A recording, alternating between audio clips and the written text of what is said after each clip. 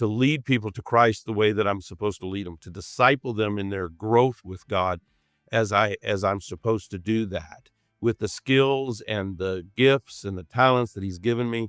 I need to focus on those things and doing those things, and the results of those, that's God's responsibility. God takes care of the results. We don't have to.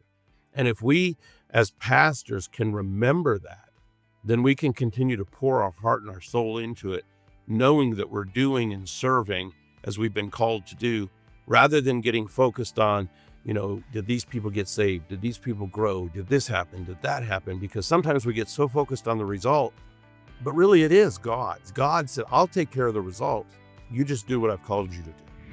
If you're listening to this podcast, it's likely that you work in a ministry. Maybe you're a pastor or a volunteer, and you've been sent this podcast by someone as a resource to you to give you ideas, maybe on risk management or starting a new program and doing it well by an insurance standard.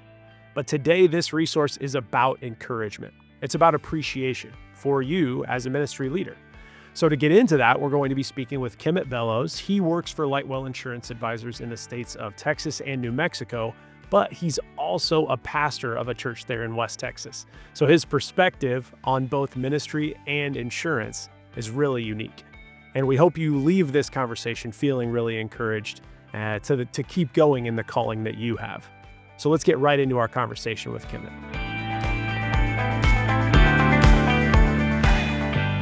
Well, I am very excited to welcome in Kimmett Bellows from West Texas and Lightwell Insurance Advisors there in Texas, but also serving the state of New Mexico. Kimmett, thank you so much for being on the podcast today.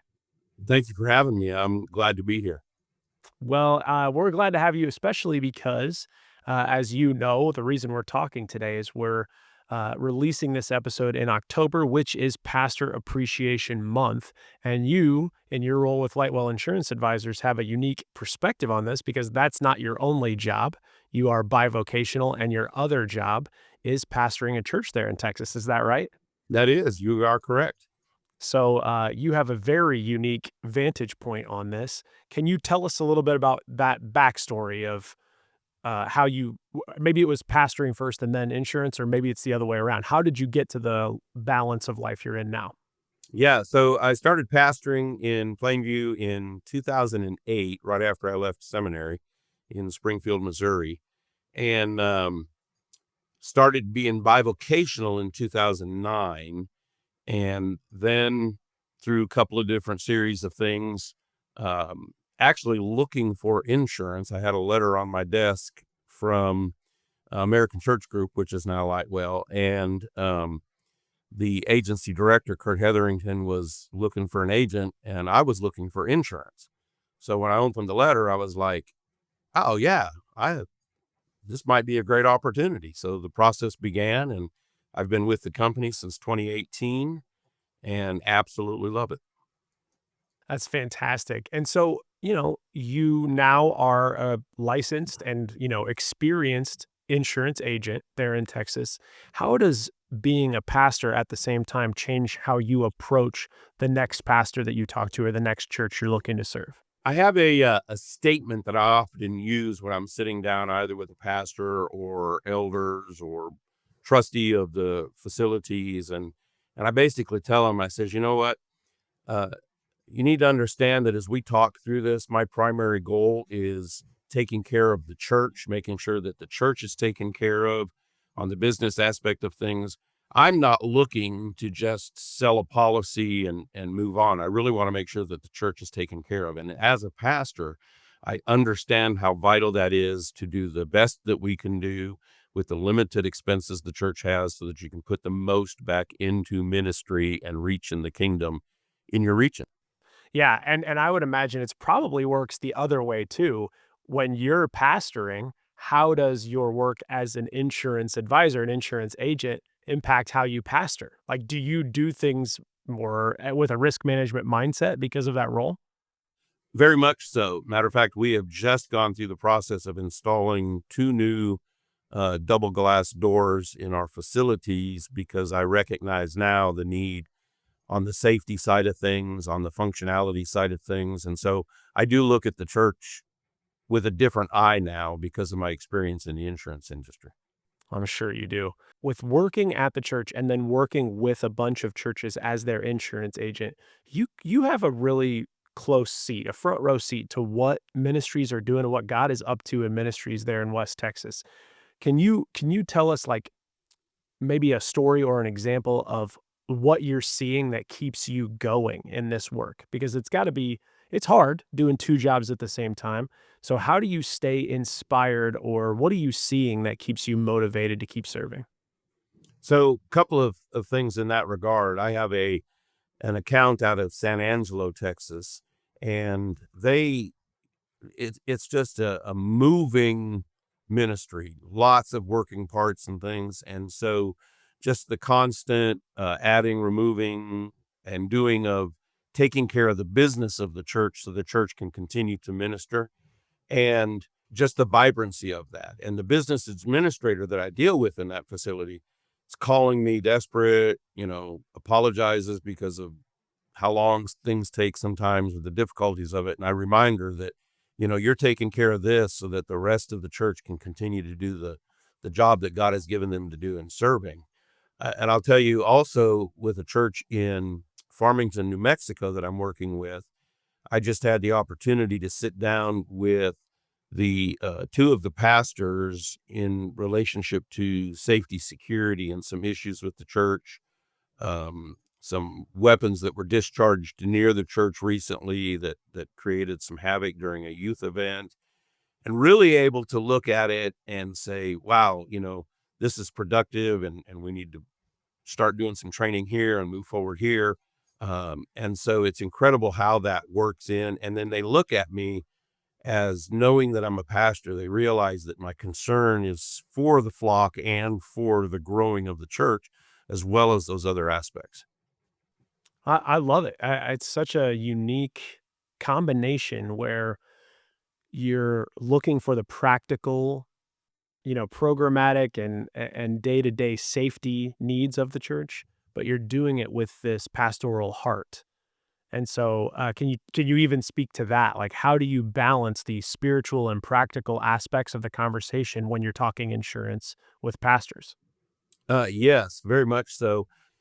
And also, Adam, one of the things we didn't really go into is my past. And so I do have a 12-year career in law enforcement as well. Oh yeah. And so when I'm looking at safety and security of a church, I have a third eye, you might say, as I look at those kinds of things. But with the heart of a pastor, they're able to understand when I'm talking to them that I'm not just throwing out programs or expenses for the church or things like this, but we're really looking at the safety of everybody that's related to the church, the new people, the old people, the growing Christian, the non-Christian, the all aspects of it, how the safety works in, and especially on the side of the team, because we're able to look at who's your safety team and how are they responding to people? How are they reacting to people?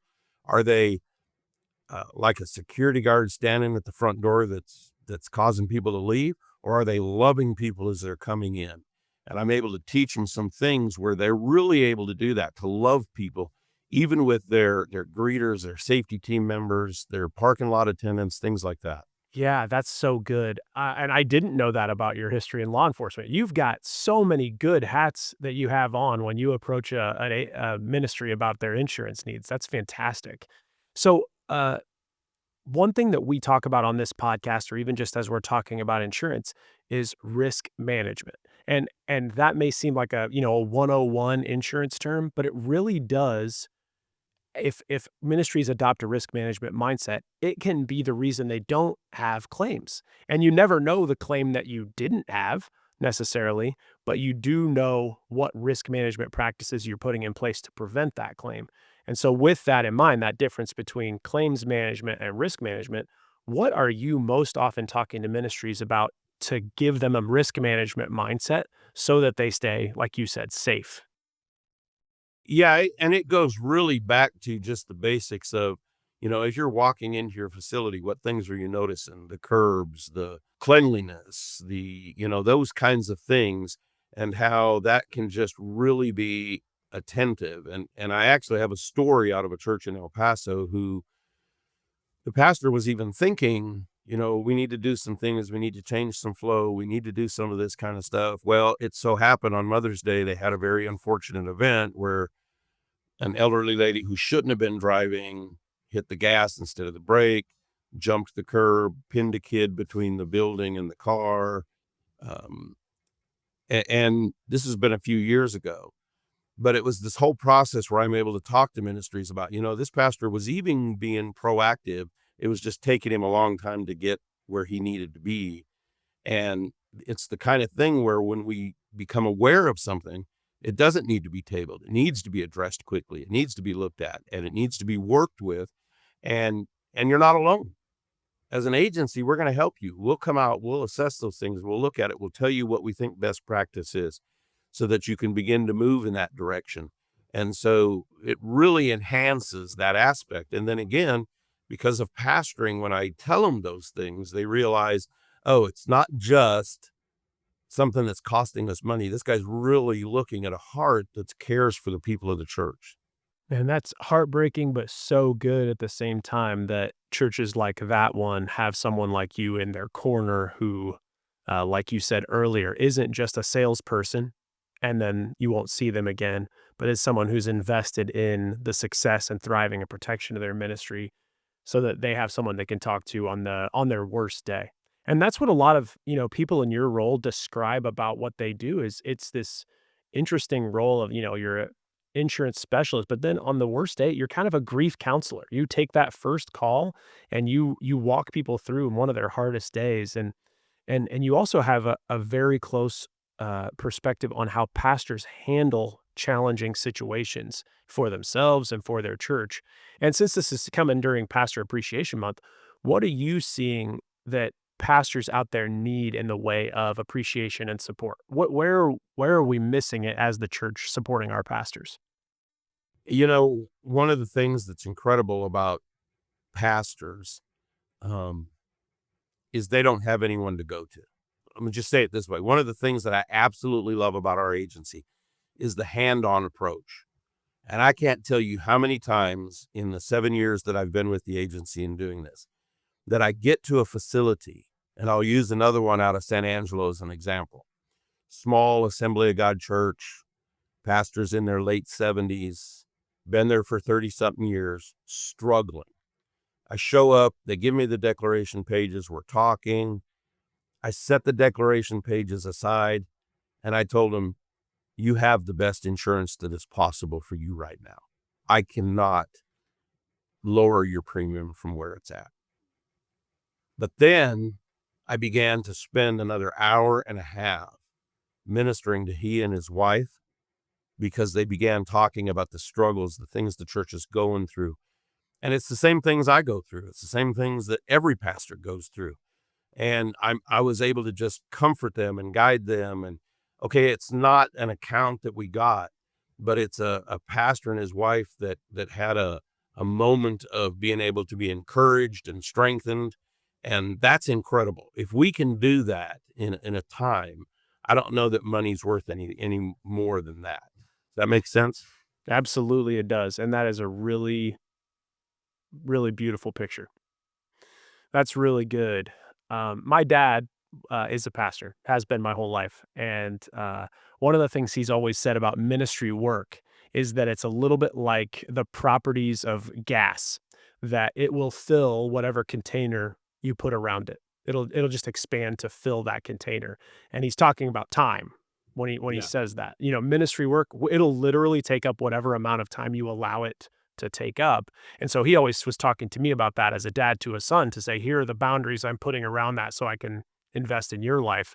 But here you have two jobs on top of, a life outside of both of those jobs. How do you balance the bivocational lifestyle of having a church you want your whole heart devoted to and also giving your best to the ministries you're looking to protect? Yeah. And so what I've done is I have established those boundaries.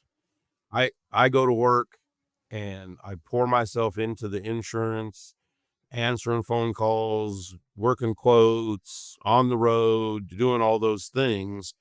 But when it's time to be done, I close the computer and I go home and I spend time with my wife, and I take time to go to a Rangers ball game with her. I take time for us to go, hang out somewhere, do things. Now, our kids are all growing.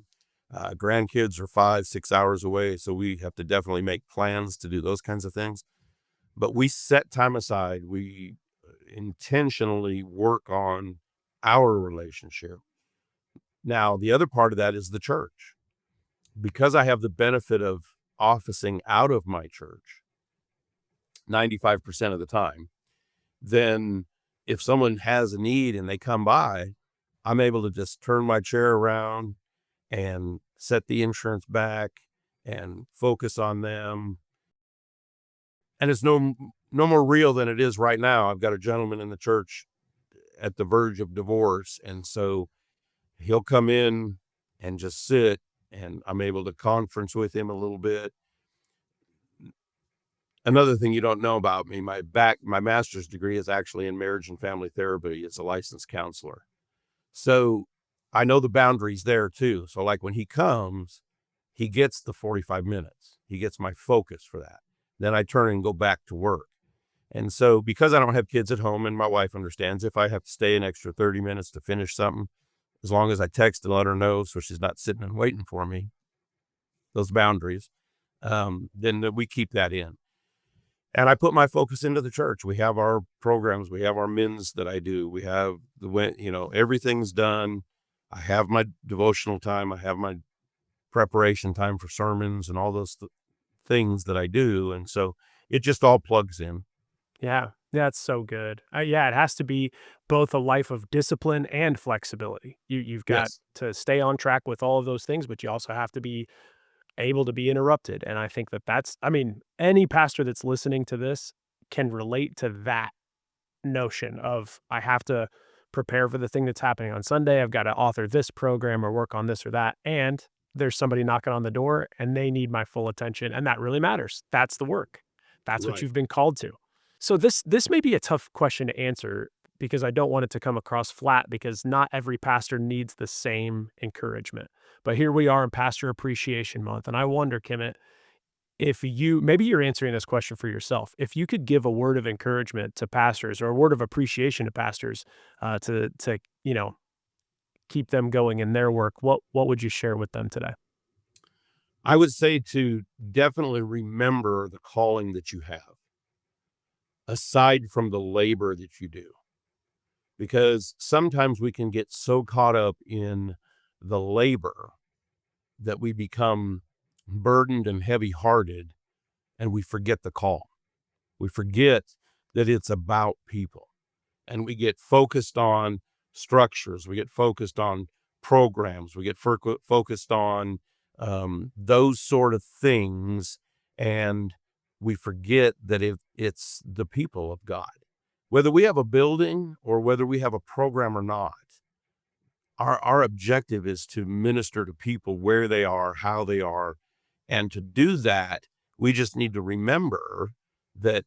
And here's something I've been teaching my church lately, as disciples serving Christ. The results are not my responsibility. They're God's responsibility. My responsibility is simply to do everything that God has called me to do, to speak to the people that I'm supposed to speak to share the messages that I'm supposed to share, to lead people to Christ the way that I'm supposed to lead them, to disciple them in their growth with God as I'm supposed to do that with the skills and the gifts and the talents that He's given me. I need to focus on those things and doing those things, and the results of those, that's God's responsibility. God takes care of the results. We don't have to. And if we as pastors can remember that, then we can continue to pour our heart and our soul into it, knowing that we're doing and serving as we've been called to do, rather than getting focused on, did these people get saved? Did these people grow? Did this happen? Did that happen? Because sometimes we get so focused on the result, but really it is God's. God said, I'll take care of the results. You just do what I've called you to do. Fantastic. I love that answer.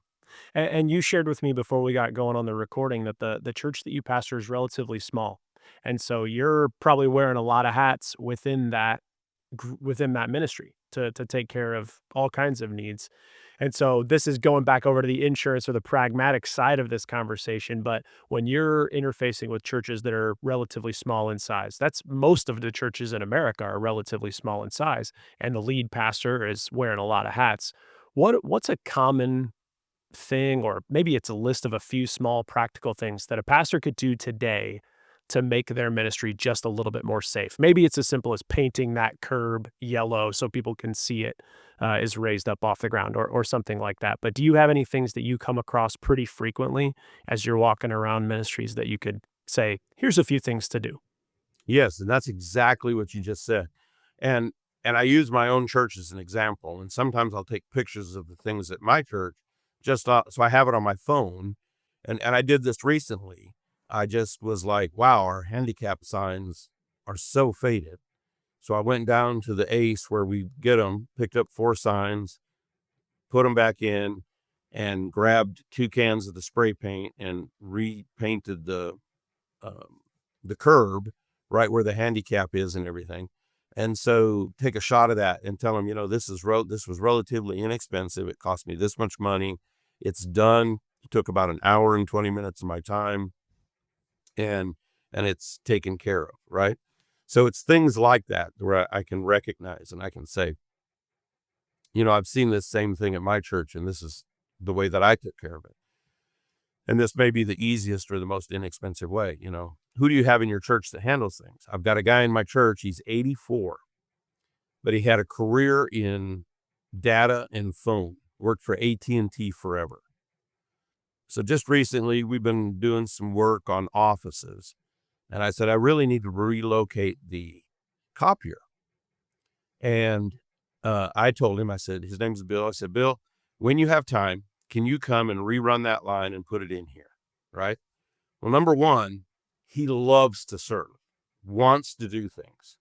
And as the pastor, I need to know that. I need to know who in my church wants to do and is willing and able. They got to be able, right? And so I didn't put a time restriction on it or anything else. And then he showed up one day and I said, here you go. I helped him move a couple things. I went back to working in insurance in my office. He would come in and ask me a question. He'd go back out, and he took care of it. We relocated the copier, plugged it in, fully functional. And I think we just need to be aware of those things and utilize those things. Those are great tips. And so my hope is that any ministry leader that's listening today has gotten something like that out of our conversation. But if nothing else, I want to say this as we wrap up our time together. Kimmett, from me to you, thank you for being a pastor there in West Texas. Thank you for staying faithful to the calling that you have, to the people there in your community, and serving them the way that you have over these last number of years. And for all the ministries that get the benefit of being served by you, my hope is that they feel appreciated, not only just this month, of course, but all the time, and encouraged to stay, like you said, at the calling that they've been called to. So thank you for all of that, and thank you for your time today. So Kimmett, when we first launched Lightwell, one of the core images that kind of rallied us around this name was the fact that a Lightwell is an actual term from construction of a space that's cut out of a building for light to shine in. And we use this as a metaphor for what you do every day for ministries to break down barriers and shine light on their unique needs. So if I can ask, what does that name, Lightwell, and how you serve, what does it mean to you? I was really excited when the name was given and the change was made because of that, because it really did, and it does. It means a lot to me when I go out to a church, Christian school, to any not-for-profit, really, where I can talk about the fact that we're shining the light of Christ. And even in the insurance, we want to make sure that the safety, security, that the building, all those things are taken care of in a manner that enables the person, whether it be a not-for-profit school, educator, or a pastor, to be able to just pour their heart into ministering the calling that they've been given. I've got a lady in my church who has a daycare, and she pours into those kids Christ in everything that she does, and she doesn't have to worry about it because they've got the right liability coverage for her daycare, and we get to shine that light, and that's incredible. Kimmett Bellows, West Texas and New Mexico for Lightwell Insurance Advisor, but he's also a pastor and apparently formerly a law enforcement guy and a counselor. This guy's the Swiss Army knife of serving churches there in West Texas.